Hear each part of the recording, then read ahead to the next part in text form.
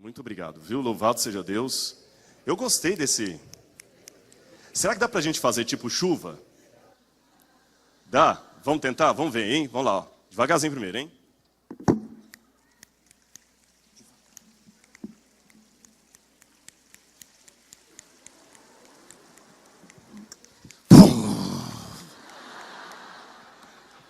Muito bom, é bom ver você sorrindo, viu, gente? É muito bom mesmo. Eu havia mencionado aqui durante a semana uma das frases que eu sempre falo para os meus alunos: se um homem não sabe rir de uma boa piada, desconfie da teologia dele, ou da religião dele. E vocês sabem sorrir, isso é muito bom. Irmãos, eu gostaria de, antes de iniciar aqui, primeiro cumprimentar a todos que estão nos assistindo em casa, pela internet, que o Espírito Santo esteja com você aí, onde quer que você esteja, e um bom sábado para você e para a sua família. Nós estamos aqui orando por você, e também contamos com a sua oração aí de casa, com a sua participação. Louvado seja Deus por sua presença virtual aqui no nosso culto. Virtual aqui, mas presencial no céu. Eu gostaria de, antes de iniciar, fazer uma oração especial aqui. Eu não teria coragem de orar com todos aqui à frente. Eu já orei por muitos casos, alguns casos que conversaram comigo, outros casos que a gente conversou ali. Orei por muitos de vocês. E eu gostaria de orar por alguém aqui, simbolizando todos os pedidos que todos teriam aqui, tá certo? Eu não conheço ainda essa pessoa, ele tem vindo aqui à nossa comunidade já há alguns dias, ele vem nas programações especiais, veio durante a semana. A sua esposa, ela é adventista, parece que ele não é, mas é uma pessoa que admira muito a igreja, participa muito, e é o nosso irmão em Cristo também. E ele tem um motivo especial de oração, que o seu pai está com problemas sérios de saúde. Então, eu gostaria de chamá-lo, não conheço ainda, vou me apresentar para ele aqui agora, o Elbio e a Cláudia. Se eles pudessem vir aqui para a gente poder orar pelo seu pai e sogro, no caso da Cláudia. Eu gostaria de fazer essa oração especial se eles estiverem aqui. Estão aqui? Então muito bem. Eu gostaria de fazer uma oração especial.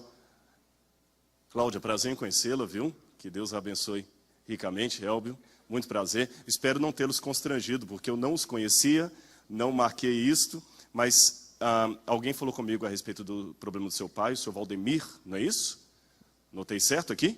Valdemir, e eu gostaria de orar por ele agora, e ao mesmo tempo que estamos orando por ele, simbolizar todos os outros que estão aí, e ao mesmo tempo fazer uma propaganda para você, que vale para todo mundo que está visitando aqui, Elber.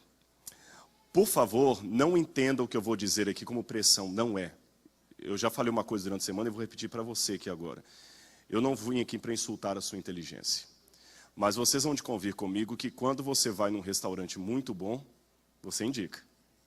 Vai lá que é bom. Se você tem um mecânico que é bom, eu cheguei na cidade, você fala, vai lá que é bom. Eu vou dar um convite para você. Procura conhecer profundamente as coisas que a sua esposa sabe. Sobre a volta de Jesus, sobre a preparação, e você também que não conhece. Sabe por que eu estou dizendo isso? Porque, por favor, não quero lhe constranger nem a nenhum que está aqui, mas se eu estivesse para me casar, e ninguém no meu escritório soubesse que eu estava noivo, eu teria algum problema muito sério, ainda mais bonito do jeito que minha esposa é. Tinha um problema de cabeça, não é isso? Então, quando eu estava para casar, todo mundo estava sabendo. Vou me casar, vou me casar. Eu mandei e-mail para amigo, comuniquei, telefonei. Na época o e-mail era uma coisa meio complicadinha ainda. Comuniquei, falei, olha, vou me casar, mandei convite, vou me casar. Todo mundo tinha que saber, porque era uma coisa muito importante na minha vida. Eu não poderia me calar sobre aquilo. E agora eu tenho uma outra coisa mais importante ainda do que o meu casamento. É a certeza que Jesus vai voltar. Eu tenho que te contar isso. Tá bom? E eu vou orar pelo seu pai, e vou orar por mim também, por vocês e por todos que estão aqui, no desejo que um dia eu não precise mais fazer orações como a que eu vou fazer agora. Sabe por quê? A Bíblia fala que um dia não haverá mais pranto, nem dor, nem doença, nem sofrimento, nem morte, nem hospital, nem nenhum tipo de enfermidade. Então essa será uma oração provisória, ansiando pelo dia em que não vou mais precisar fazer uma oração como essa. E eu vou fazer de joelhos. Quem estiver em condições de se ajoelhar conosco, ajoelhe. Quem não estiver em condições pode ficar em pé na melhor posição reverente. E eu vou orar agora pelo seu Valdemir. E aproveite e pense em algum pedido especial de oração que você tem, que eu vou também incluir aqui no altar de Deus.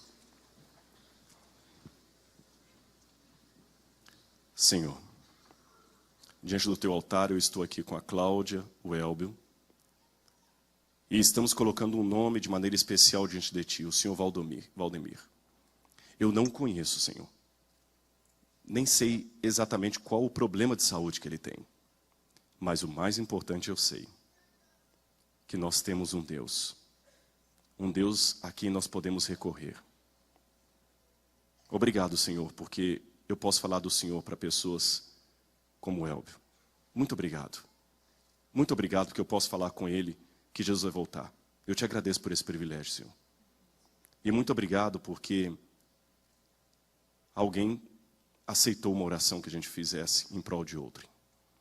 E aproveitando o ensejo deste momento, Senhor, eu peço a Ti também as Tuas bênçãos, as Tuas misericórdias, o Teu livramento, a Tua cura, para todos os demais pedidos que estão sendo feitos.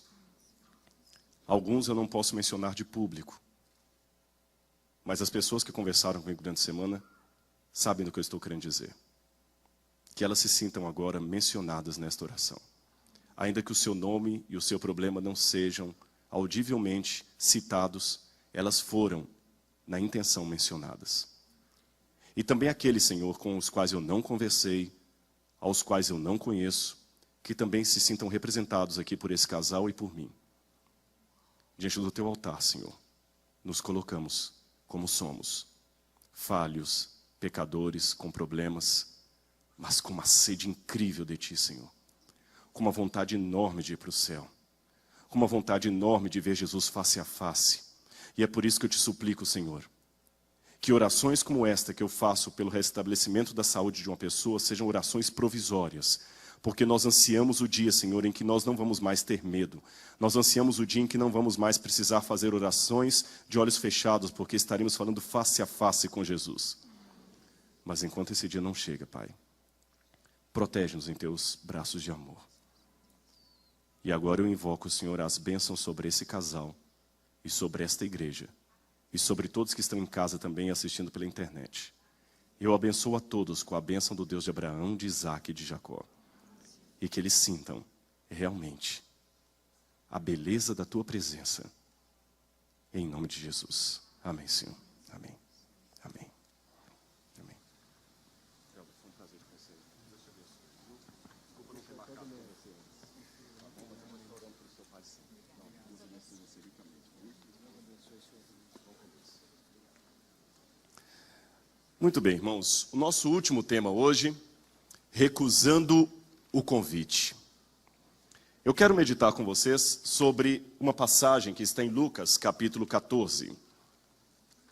Lucas, capítulo 14, na verdade é uma parábola de Jesus, e eu vou combinar uma coisa com a igreja. Hoje nós estamos com um pouquinho de tempo a mais, é lógico que eu não vou extrapolar por causa disso, mas nós temos um pouquinho mais de folga porque eu não tenho a aula depois.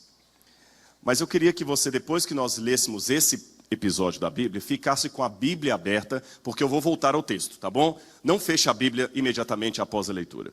Eu vou começar lendo o capítulo 14 de Lucas, dos versos 15 em diante. Lucas 14, versos 15 em diante. É uma parábola de Jesus, a parábola da grande ceia. Ora, ouvindo tais palavras, que depois nós vamos explicar quais foram, um dos que estavam com ele à mesa disse-lhe: Bem-aventurado aquele que comer o pão no reino de Deus. Ele, porém, Jesus, respondeu: Certo homem deu uma grande ceia e convidou a muitos. À hora da ceia enviou seu servo para avisar aos convidados: Vinde, porque tudo já está preparado. Não obstante, todos a uma começaram a escusar-se. Disse o primeiro: Comprei um campo e preciso ir vê-lo, rogo-te que me tenhas por escusado. Outro disse: Comprei 5 juntas de bois e vou experimentá-las, rogo-te que me tenhas por escusado. E outro ainda disse: Casei-me e por isto não posso ir. Voltando o servo, tudo contou ao seu senhor. E então, irado, o dono da casa disse ao seu servo: Saí depressa pelas ruas e becos da cidade e traze para cá os pobres, os aleijados, os mendigos, os cegos, os coxos. Depois disse-lhe o servo: Senhor, está feito como mandaste, e ainda há lugar. Respondeu-lhe o Senhor: saí pelos caminhos e atalhos e obriga todos a entrar para que fique cheia a minha casa, porque vos declaro que nenhum daqueles homens que foram convidados provará a minha ceia. Quando eu li essa história a primeira vez na Bíblia, eu confesso que ela não fez muito sentido para mim. Vamos resumir a história, ficou a Bíblia aberta. Um rei deu uma festa e começou a convidar as pessoas para o seu banquete, para o seu jantar, alguma coisa. E as pessoas falaram: desculpa, eu não posso ir. Eu não posso ir, simplesmente eu não posso ir, desculpe. Ah, é? Não pode ir? Então também nunca mais você vai ser convidado. Olha, vai lá agora, pega tudo enquanto é sem teto, os homeless, os mendigos, todo mundo está na rua e traz para cá, e nunca mais aquele sujeito vai participar de um almoço na minha casa. Não uma história, a princípio, sem sentido? Quantas festas eu tive que recusar? Esse ano mesmo eu já recebi uns 4 convites para fazer casamento, que infelizmente eu disse: eu não tenho condições de ir. E tudo bem, que pena, pastor, paciência. Eu recebi alguns convites de almoço aqui, que infelizmente eu não pude atender. Ou de janta. A pessoa: tá bom, pastor, entendi. Agora imagina essa situação aqui. Olha, você não aceitou meu convite, não? Nunca mais te convido para nada. Não parece mais a visão de um homem neurastêmico, neurótico? O que essa parábola quer dizer? Por que Jesus a contou? Bom, como é que a gente estuda a Bíblia? A primeira coisa que você tem que fazer para entender a Bíblia é ver o contexto. Em que contexto essa parábola foi contada? O contexto está no capítulo 14. Jesus estava na casa de um fariseu, comendo, na casa de um dos principais fariseus. Mas para eu entender esse contexto, eu vou querer voltar um pouquinho antes. Uma semana antes desse almoço.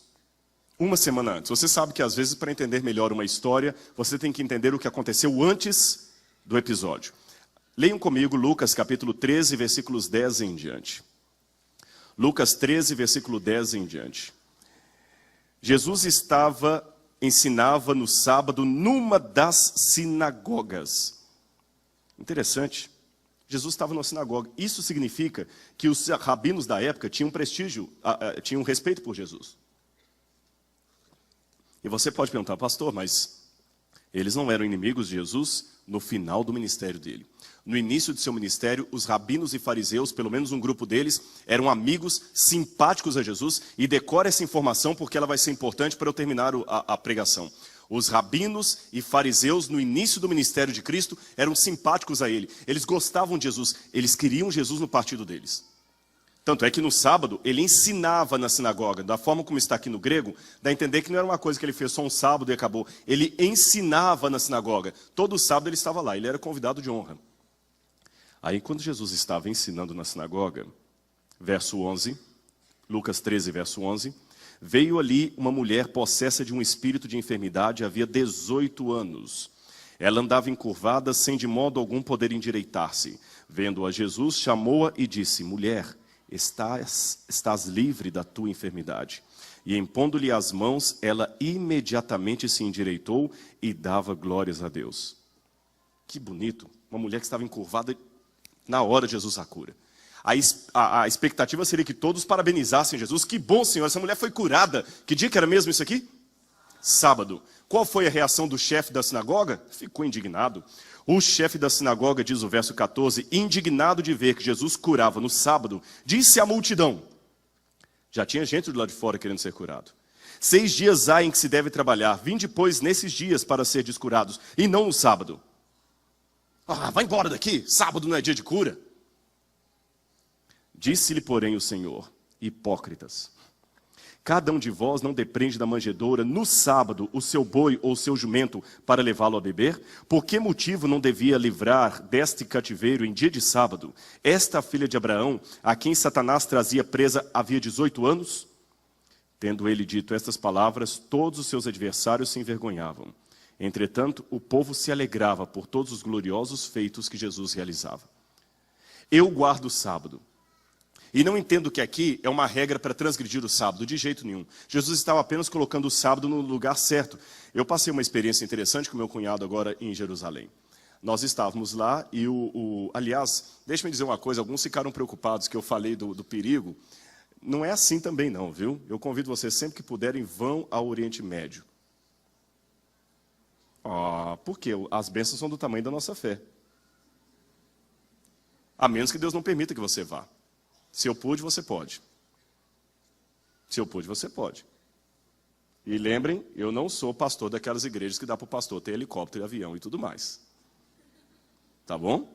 Se eu pude, você pode. As bênçãos são do tamanho da sua fé. Agora, se você já começa com, então não vai mesmo, não vai nunca. Nem tenta, não vou nem falar mais nada. Desista, veja a fotografia, o máximo que você pode. Agora, se você tiver fé e acreditar no Deus que você tem, você vai. Não é poder do pensamento positivo, não, viu? É autoajuda, auto com L. Autoajuda. Auto com L, viu? Mas voltando ao que eu estava dizendo para vocês, Jerusalém, o pessoal tem uma ideia de Jerusalém, igual a gente tem a ideia, às vezes, do Brasil errada lá fora. Tem gente lá na Europa que me perguntou se eu não tinha medo de cobra aqui no Brasil, se eu não tinha medo de onça na rua. O pessoal pensa que o Brasil é uma floresta, uma selva, e da mesma maneira o pessoal pensa que Israel é o seguinte, e o Oriente Médio, aquele monte de menino pequenininho, assim, com metralhadora, bazuca na mão, que você anda na rua, tem que esperar o camelo passar. Não é isso, gente. Uma das coisas que eu mais ouvi, muitos de vocês falando, é o seguinte: pastor, é lógico que nós temos problemas em volta. Mas antes de eu vir estudar no NASP aqui, eu tinha medo que o pessoal falava do Capão Redondo de um jeito que eu pensava que a gente tinha que assistir aula de colete à prova de balas. Eu vi que não é bem assim a coisa, a gente está tranquilo aqui no colégio. É lógico que existe um problema de assalto aqui e ali, mas isso existe em toda parte. Isso foi o que vocês me disseram. Mas a ideia que o pessoal tem do Capão Redondo é do colete. Então essa ideia que o pessoal tem de Israel. Não desista por causa de medo e de segurança, não tem nada disso, viu? A reportagem às vezes exagera. Mas voltando à história aqui, eu estava com meu cunhado lá, em Jerusalém, tinha um grupo conosco também, vários estavam lá, o Vander, que é daqui, membro dessa igreja, vários da Igreja Central Paulistana. E no sábado, o judeu tem o elevador do Shabat, do sábado. Tem o elevador normal e do sábado. O elevador do sábado, ele vai parando em tudo enquanto andar, porque você não pode apertar o botão no sábado. E o quarto tem o sensor de luz para que você entre, para que não acenda a luz. Eu entrei no elevador, aí 2 do nosso grupo entraram no elevador onde estava um judeu ortodoxo. Ele arrumou uma briga, porque eles entraram no elevador do Shabat. Você não pode apertar o botão. Eu estava com meu cunhado, e quando eu fui entrar no elevador, eu percebi o judeu lá dentro. Eu falei, entrei no elevador errado, o elevador do sábado. Mas como eu já estava lá dentro, eu fiquei quieto, esperando, né? E o elevador ficou com a porta aberta. Só que, na verdade, eu tinha entrado no elevador comum, não no do sábado. Ele que estava no elevador errado. E ele virou para mim e falou assim, Porque às vezes tem um ar de soberba, sabe? Eu falei, eu entendi que era para apertar o botão. Eu falei, mas hoje não é Shabat? Ele falou assim, eu não posso apertar, mas você pode. Irmãos, eu respeito todas as religiões, mas sinceramente, isso é uma coisa meio complicada. Você não aperta o botão no sábado de um elevador. Mas quando os meus alunos que estavam comigo no ano retrasado em Jerusalém, eles pegaram o carro errado, entraram no bairro judaico, no sábado quase foram apedrejados. Julgar pedra pode. Então, odiar pode. Então, isso aqui que Jesus estava corrigindo. Jesus não estava transgredindo o sábado. Jesus estava colocando o sábado no seu lugar certo. Eu guardo o sábado, não é o sábado que me guarda. Tá certo? E, aliás, a obra tem um parênteses para os adventistas. Uma vez a professora Sara Bullion, ela estava comigo e a Lislia no casamento, ela estava contando para nós lá que ela estava estudando na Universidade Federal, na UNB, né? Universidade... Não é federal, é de Brasília. Universidade de Brasília. Nacional, né? Aí ela estava estudando lá e uma professora, coordenadora do curso, foi a que defendeu a professora Sara Bullion quando ela não queria assistir aula na sexta-feira à noite. Isso mesmo, ela foi fazer faculdade depois que o marido aposentou. Biblioteconomia. Essa coordenadora do curso falou o seguinte, eu quero que a Sara Bullion tenha as aulas da sexta-feira abonadas. E as outras mulheres perguntaram àquela professora da irmã Sara, por quê? Ela falou, mas só por causa desse negócio do sábado, sabe qual foi a resposta da coordenadora? A professora Sara Bullion tinha visitado a mãe da coordenadora no hospital no sábado. E quando a coordenadora se assustou com aquilo, ela falou o seguinte, não, é que no sábado nós fazemos esse trabalho social, missionário, de visitar pessoas nos hospitais, nos asilos, nos orfanatos, nas casas. Nós fazemos isso porque durante a semana a vida é tão corrida que a gente não tem tempo. Então o sábado é o dia que na nossa igreja a gente tira para essas coisas. A coordenadora ficou com aquilo na cabeça. E na tal reunião a coordenadora falou assim, Eu quero que vocês deem o sábado para ela, porque eu sei o que os adventistas fazem no sábado. Quando a irmã Sara contou essa história para mim, para Lisli, eu falei com ela assim, eu vou virar esse sermão, eu vou transformar isso em sermão. Ela falou, como assim? Eu percebi nessa conversa que mais importante do que as pessoas de fora saberem o que os adventistas não sabem, não fazem no sábado, é eles saberem o que nós fazemos no sábado. E eu tomei uma decisão a partir daquela conversa ali. Eu não quero mais, pastor, ser conhecido pelo que eu não faço no sábado. Eu quero ser reconhecido pelo que eu faço no sábado. Chega de conhecer os adventistas, são um povo que no sábado não trabalha. Aí vem a ironia, você também não come no sábado? Eu quero ser reconhecido pelo que eu faço no sábado. É o dia que eu mais trabalho para o meu Deus. Tá certo? Isso que Jesus queria corrigir. Mas voltando à história aqui, aqueles homens não engoliram aquilo. Eles tinham interesse político em Jesus.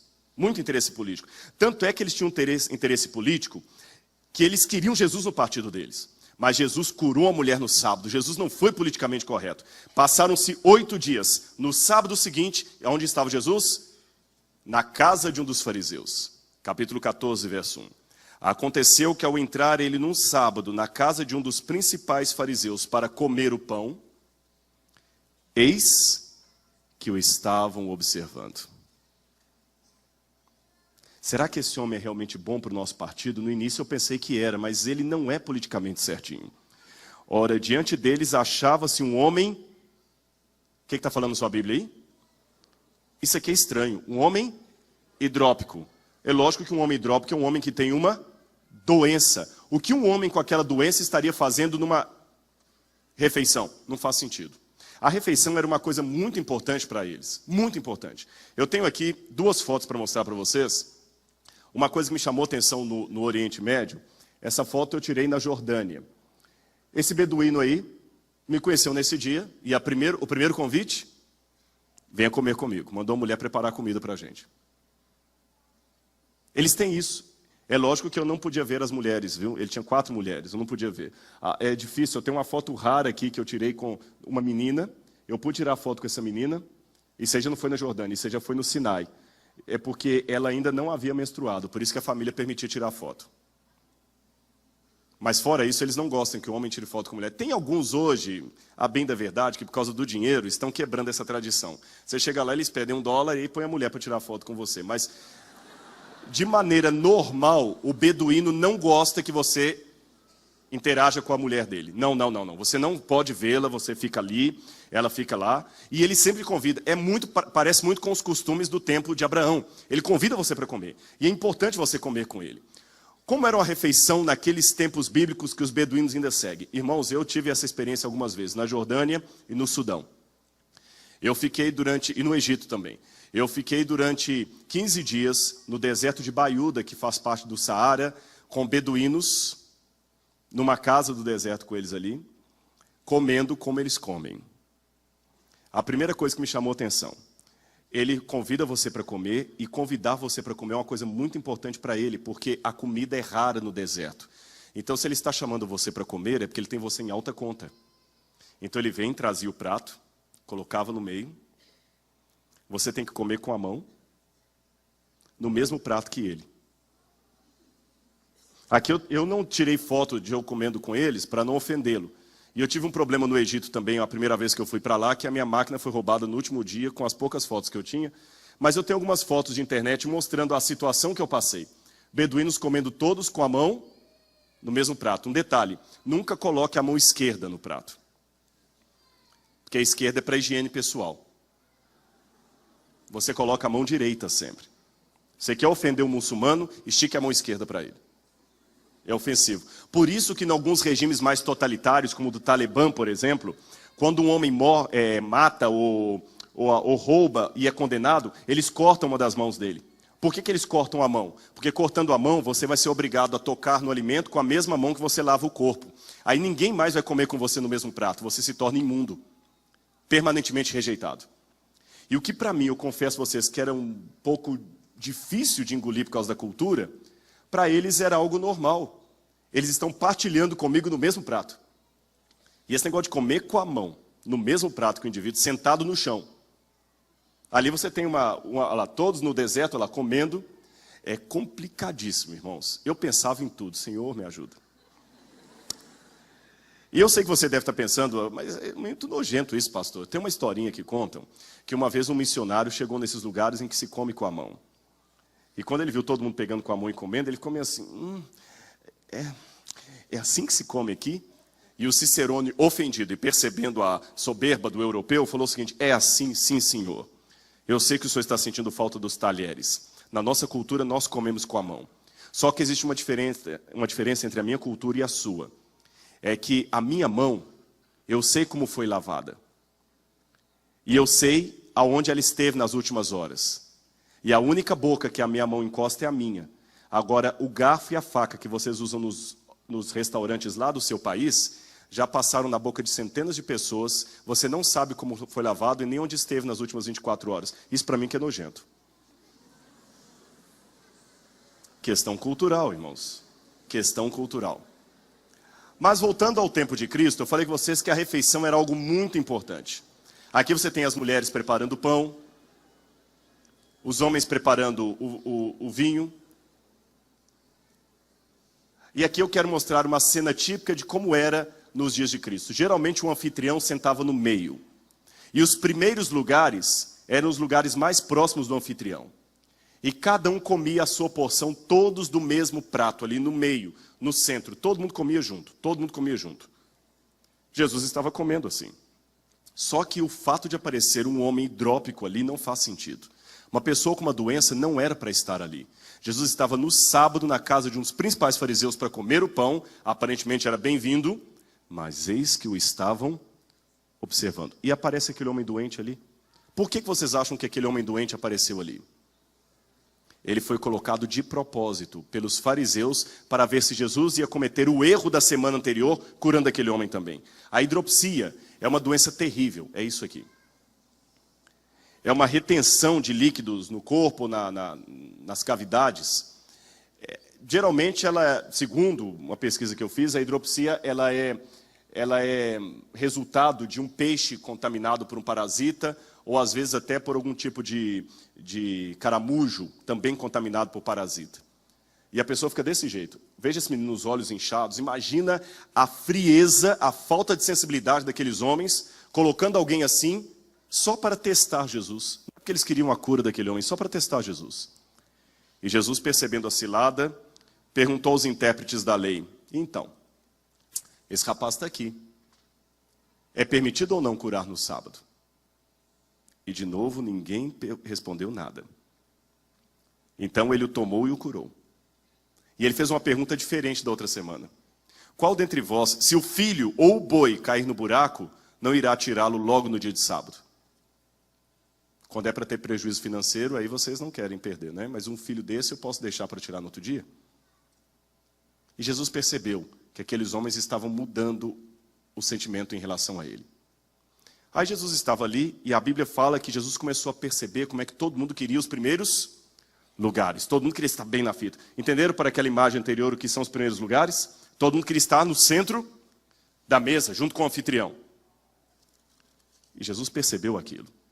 E Jesus falou o seguinte, gente, não procurem os primeiros lugares, não é por aí. Aí uma mulher querendo quebrar o clima que estava pesado, um dos convidados, né? Falou assim, olha Senhor, bem-aventurado aquele que comer no reino do céu, não é isso? Um dos que estavam ali, para quebrar o clima. Jesus falou assim, eu vou contar uma historinha para vocês. Aí contou aquela história que eu descrevi e que agora nós vamos entender. O que Jesus quis dizer com aquela história? Lembra que eu falei com vocês? Deixa eu botar aqui, vou virar aqui, fica melhor. Vou mostrar essa cena aqui, ó.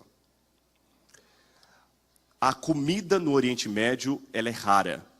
É um lugar de deserto. Você não tem comida com abundância igual nós temos aqui a ponto de desperdício. Não pode desperdiçar comida.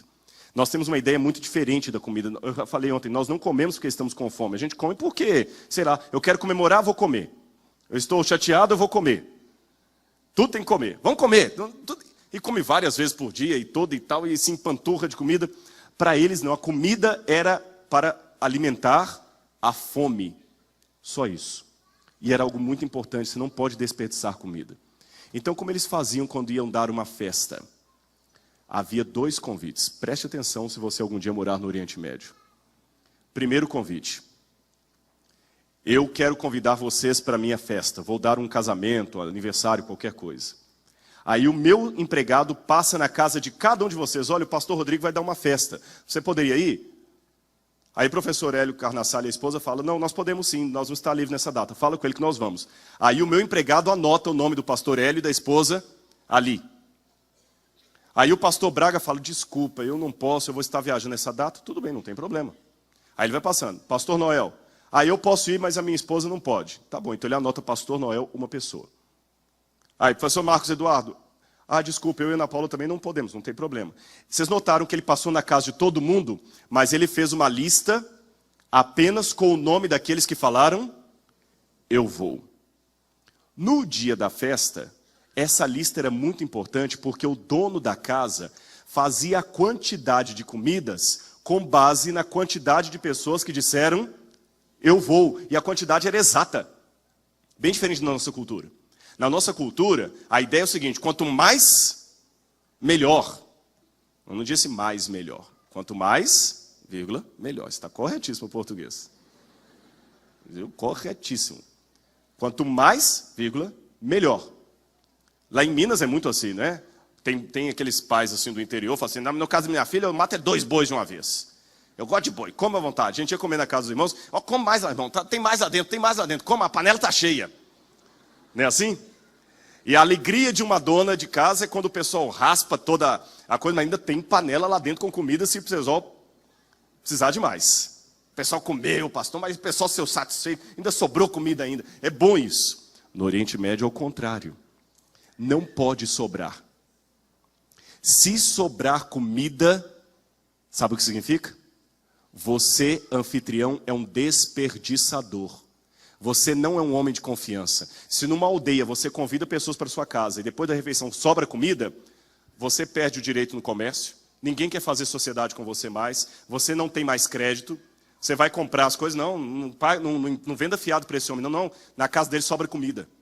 Chegava a esse ponto. Desperdício era um ostracismo social. Então não podia sobrar comida. Por isso era importante ter anotado o nome daqueles que falaram eu vou, porque a comida era feita baseada na quantidade dos que iriam. Eu vou dar um exemplo para vocês do cálculo da época. Se o dono da casa tinha de 2 a 4 convidados, ele podia matar uma galinha ou 2 galinhas, dependendo do tamanho. Se ele tinha de 5 a 8 convidados, ele matava 4 galinhas. De 10 a 15, poderia matar um cabrito. De 15 a 35 convidados, uma ovelha. De 35 a 75, um bezerro. De 75 a 100 convidados, um boi adulto. E assim por diante. A quantidade era exata. No dia da festa, todo preparado, cada um ia receber a sua porção. A única diferença era com o filho primogênito, que recebia o dobro dos demais. Mas cada um recebia a sua quantidade. Não tinha negócio de repetir também, não. Cada um recebia a sua porção. Você comia o que estava na sua porção. Se deu mais fome, não tem problema. Eu te dei a sua porção. Come o que está no seu prato. O que não pode é desperdiçar, não pode sobrar. No dia da refeição, o empregado passa de novo. Porém, dessa vez, ele vai à casa do pastor Braga. Lembra que o pastor Braga falou que não iria. Vocês acham que o empregado vai à casa dele? Ele vai à casa do professor Marcos Eduardo? Não. Ele vai à casa do professor Carnassal? Vai. Ele vai à casa do pastor Noel? Vai. Por quê? Ele vai à casa daqueles que falaram, eu irei. E ele passa só para fazer um segundo convite de confirmação. Olha, pastor, está tudo certo, está tudo preparado lá, viu, irmão? Ele está esperando vocês lá. Pastor Noel, está tudo certo, o seu lugar está guardado lá. Se nesse momento, um deles dizem, eu não vou, ele causa um grande problema para o anfitrião. Se o pastor Noel, nessa hora, fala, eu não vou, o que vai acontecer? Vai sobrar comida, porque a porção dele já está lá em casa, quem vai comer a porção dele? E se 2, 3 ou 4 falam, eu não vou, pior ainda. Como é que eu vou fazer com essa comida? Vai desperdiçar? Eu vou ficar com fama de desperdiçador? Eu vou perder o crédito na vila? As pessoas não vão mais me respeitar? Não pode acontecer isso. Tem que ser um motivo muito, muito urgente para você, nesse segundo momento, dizer, eu não vou. Alguma coisa de morte, por exemplo. Agora que você já tem esse conceito, esse contexto cultural na mente, vamos voltar à parábola. Capítulo 14, verso 15, verso 16. Jesus disse, certo homem deu uma grande ceia e convidou a muitos. Olhe o verso 17 e responda a minha pergunta. Esse convite que está mencionado no verso 17, é o primeiro convite ou é o segundo? É o segundo? Por que vocês deduzem que é o segundo? A hora da ceia. Então não pode ser o primeiro. Subentende-se que o primeiro convite já foi feito. E que essas pessoas que ele está passando aqui são aquelas que no primeiro convite disseram, sim, eu vou. Só que, irmãos, por uma estranha razão, todo mundo começou a dar desculpas para não ir. E cada desculpa mais esfarrapada do que a outra. O que o primeiro falou? O que está na sua Bíblia aí? Eu comprei um campo e eu preciso ir vê-lo. Não faz sentido. Nenhum. Sabe como é que você comprava um campo naquela época? Primeiro você negociava a fazenda. Eu estou interessado na sua fazenda. Então o dono da fazenda deixava você arar a terra nas 4 estações do ano, para que você realmente verificasse que a terra é arável. Só aí já ia 1 ano de negociação. Depois disso você ia nos cartórios, já havia cartórios na época, ver se a terra realmente não tinha um herdeiro que iria reclamá-la. Só depois de todo esse processo que você fechava o negócio e comprava a terra. Quando o sujeito fala, deixe-me, eu comprei e vou ver, não faz sentido. É a mesma coisa de eu dizer assim, olha, o colégio aqui, olha, pastor, chega para a União, o NASP comprou uma fazenda aqui para expandir o colégio, mas ninguém da administração foi ver a fazenda ainda. A gente comprou por telefone, depositou o dinheiro na conta do dono lá, e amanhã vai o pastor, o diretor do colégio, com o reitor, todo mundo vê a fazenda que o colégio comprou. Alguém faria uma loucura dessa? Eu não vi a fazenda e já comprei. Era uma mentira sem preocupação, deslavada, pior. Quando você tem um mínimo de consideração pela pessoa e não quer aceitar um convite dela, você, não tendo princípios cristãos, é claro, você pelo menos mente de maneira mais inteligível. Você mata alguém da sua família, você inventa uma doença. Eu estou falando sério. Eu não estou falando de ética cristã. Eu estou falando de pessoas que querem se livrar de um convite, mas tem o mínimo de consideração. Você não deve mentir. De jeito nenhum, mentira é do diabo. Deus não tem parte com isso. Mas eu estou supondo assim, aquela pessoa, eu não quero ir ao seu convite, mas eu tenho um mínimo de consideração e respeito por você, pelo menos eu invento uma desculpa plausível. Eu falo assim, rapaz, na hora que eu estava saindo lá, meu carro fundiu o motor. Olha, na hora que eu estava indo, não deu certo, eu comecei a passar mal, eu tive um problema de dor de cabeça muito grande, a minha esposa passou mal. Você coloca qualquer coisa que é mais fácil do outro aceitar. Agora, quando você fala, eu não vou, e ainda dá uma desculpa qualquer, sem se preocupar na lógica da desculpa, isso significa que você não tem realmente o mínimo de consideração pelo outro. Mas aí fica esquisito, porque se você não tem o mínimo de consideração pelo outro, por que no primeiro momento você aceitou o convite? Irmão, isso aqui era muito grave, vocês já entenderam, eu falei com vocês. Seria mais ou menos como você marcar comigo assim, pastor, você pode fazer o casamento do meu filho? Eu falo, faço, tranquilo. Tudo certo, tudo acertado, você já mandou as passagens. No dia do casamento, a noiva na porta da igreja, você preocupado, liga para o meu celular e fala assim, pastor, cadê você? E eu falo assim, não pude ir, meu irmão, desculpa. Por que você não vê o casamento? Sabe o que é, rapaz? Eu tive que buscar meus cachorros no pet shop. O que eu estou mostrando com isso? Que eu não tenho a menor consideração mesmo, que além de dizer não, eu dei uma mentira sem preocupar se você vai acreditar nela ou não. E por que então que eu aceitei fazer o seu casamento? Essa é a incógnita. Por que esse pessoal aceitou e agora... A segunda desculpa é pior ainda. Qual foi a segunda desculpa? Comprei 5 juntas de bois, preciso experimentá-los. Não faz sentido. Seria a mesma coisa de alguém dizer, comprei um carro usado por telefone. Agora eu vou ver o carro que eu comprei. Agora que eu comprei o carro, já paguei, já depositei o dinheiro na conta do dono, eu vou levar no mecânico para ver se o carro está bom. Eu não vi nem a foto do carro. Não existe isso. E a terceira desculpa é a pior de todas. Qual que é a terceira? Casei-me? Por que casou é a pior desculpa, pastor? Eu vou dizer a você por quê. No original grego, a expressão que está aqui é ginaika egema. Ginaika egema, no grego, significa tenho núpcias com uma mulher. Casei-me. Não. Lembra que eu disse no início da palestra que as mulheres não são citadas em público, que você não pode ter relação, um homem jamais citaria a esposa dele em público. Casei-me com a mulher, essa redundância no grego não faz sentido, porque um homem não menciona a mulher dele em público. Naquela cultura, isso é desrespeitoso. Agora eu vou chocar a igreja com o que eu vou revelar. Sabe o que ele quis dizer quando ele disse casei-me com a mulher, ou tenho núpcias com a mulher, que o tradutor traduziu por casei-me? Gnai keigema?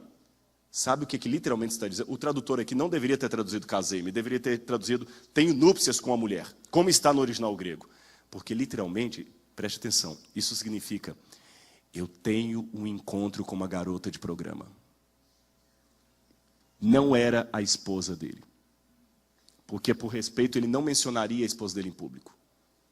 Tenho núpcias com uma mulher da rua, uma garota de programa.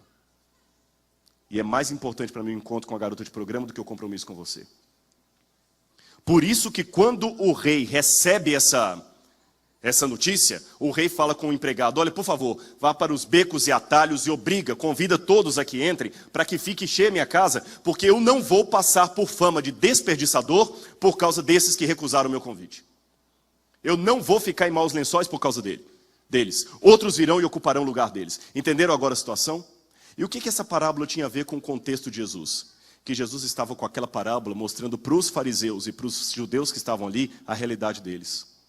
Em outras palavras, hoje, vocês estão na fase do primeiro convite. Vocês estão me aceitando, até me convidam para pregar na sinagoga, até me convidam para comer com vocês. É a fase do primeiro convite. Todo mundo está querendo que eu faça parte do grupo deles. Ó, líder dos fariseus, você está aí feliz me convidando para sua casa, vocês estão preocupados com a minha opinião, é o primeiro convite, vocês estão dizendo sim para mim. Mas pelo comportamento que vocês estão tendo aqui, eu percebo que quando o segundo convite vier, vocês vão dizer não para mim. Vocês vão me desprezar, vão dar desculpas e vão dizer que não me conhecem, que eu não sou o rei de vocês, e vão preferir um salteador chamado Barrabás em meu lugar.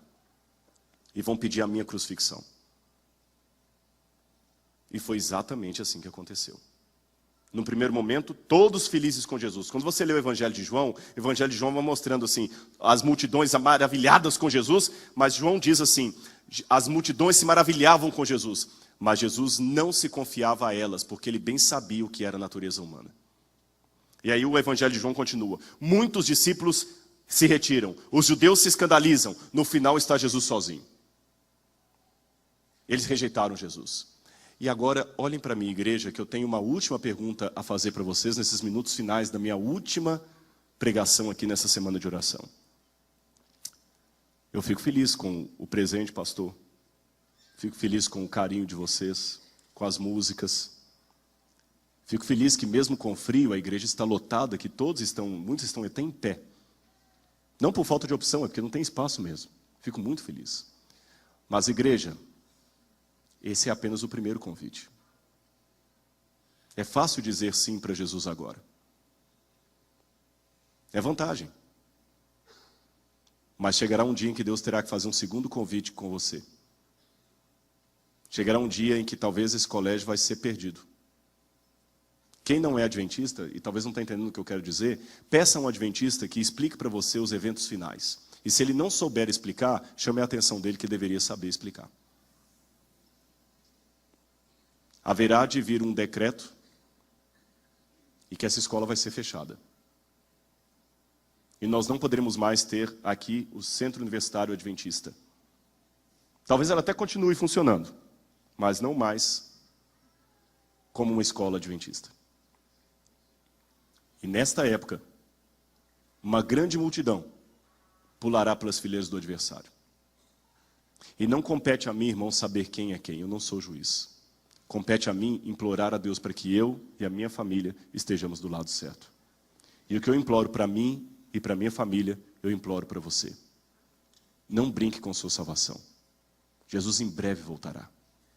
Esse recado que eu dou muito sério e com muito carinho, igreja. Porque se houve um tempo em que nós pudéssemos brincar de ser cristãos, pessoal, esse tempo não é agora. Eu falei um pouco com o coral hoje e falo com vocês. Não estou julgando indireta para ninguém, não conheço a vida de ninguém, não sou juiz de ninguém. Eu faço a minha barba todos os dias, eu me conheço, eu tenho espelho, eu tenho telhado de vidro e eu tenho espelho em casa. Mas assim como eu me reconheço pecador e corro para a cruz de Cristo todos os dias, eu convido você a fazer a mesma coisa. Se eu estou nesta noite falando para alguém que está brincando com o cristianismo, que está cantando no coral e participando de balada, e vem da balada e vem para o coral e aqui bonitinho, ninguém está sabendo, para de brincar com isso. Jovens, não brinquem com sua salvação. Teve uma época na igreja, que vocês não acompanharam, que era muito a teologia do medo. Jesus em breve voltará, cuidado! Ah! E muitos jovens ficavam apavorados. E a grande pergunta depois, será que vai dar tempo de eu casar? Será que vai dar tempo disso? Estou com medo de Jesus voltar hoje. E muitos jovens perguntavam, pastor, será que eu já cometi o pecado contra o Espírito Santo? E isso era um excesso que, graças a Deus, a igreja corrigiu, parou com esse tipo de pregação. Mas eu estou com medo que nós somos para um outro extremo. E, irmãos, extremo é um lado da verdade que ficou louco. Extremismo é um lado da verdade que pirou. O outro extremo hoje é que está todo mundo tão tranquilo, que para que temer da volta de Jesus? Ele não vai me deixar de fora. Ele é meu pai. Ele é o cara lá de cima. Ele é Deus. Ele é Deus. Ele te ama demais. Mas não brinque com sua salvação. Todos aqui, do pregador aos que estão sentados, os que estão filmando, os que estão em casa, estamos na primeira fase do convite da ceia. Você disse sim, você está me assistindo, você está aqui. Mas e quando chegar o segundo convite? E quando o decreto dominical chegar? Ou antes disso você morrer? Antigamente os pregadores apelavam às pessoas, venha a Jesus, você que é um pecador. Hoje a tônica mudou. Venha a Jesus, você que está com problema na empresa. Venha a Jesus, você que está com problema na oficina. Venha a Jesus, você que está com problema no casamento. Quer dizer, Jesus hoje virou apenas consultor de negócios, ele não é mais salvador. Você tem que ir a Jesus por causa dos seus problemas emocionais, é claro, é óbvio, não vamos tropeçar no óbvio. Mas acima de tudo, você tem que ir a Ele porque você é pecador.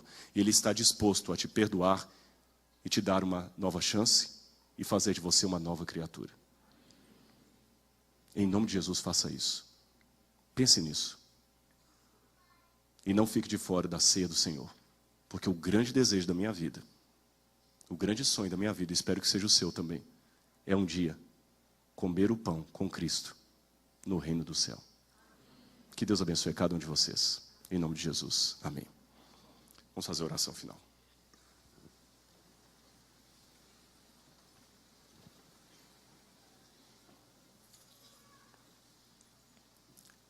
Senhor Deus,